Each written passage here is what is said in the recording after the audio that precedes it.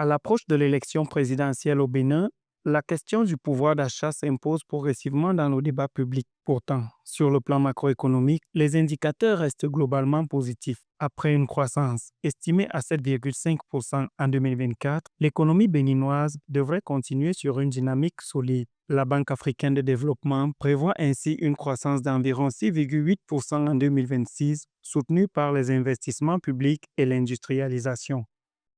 La croissance seule n'améliore pas la qualité de vie.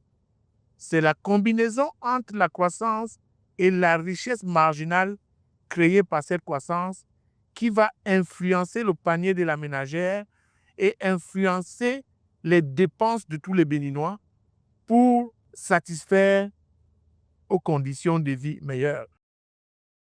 Ces performances placent le Bénin parmi les économies les plus dynamiques de la sous-région.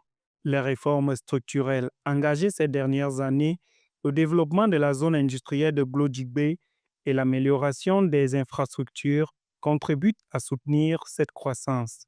Les autorités mettent également en avant une inflation maîtrisée comme signe de stabilité macroéconomique avec un taux d'inflation moyen annuel de 1,2% à fin janvier 2026, proche du seuil communautaire de 3% fixé par lui et moi.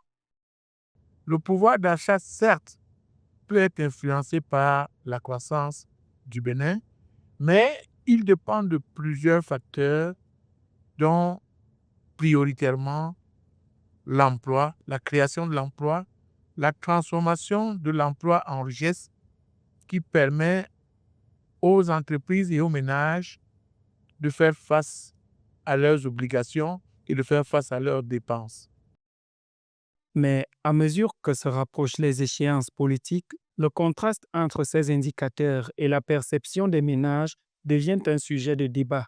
Pour de nombreux citoyens, le panier de la ménagère reste le principal baromètre du quotidien. Le coût de l'alimentation, du transport ou encore du logement nourrit ainsi les discussions sur la traduction concrète de la croissance dans la vie des populations.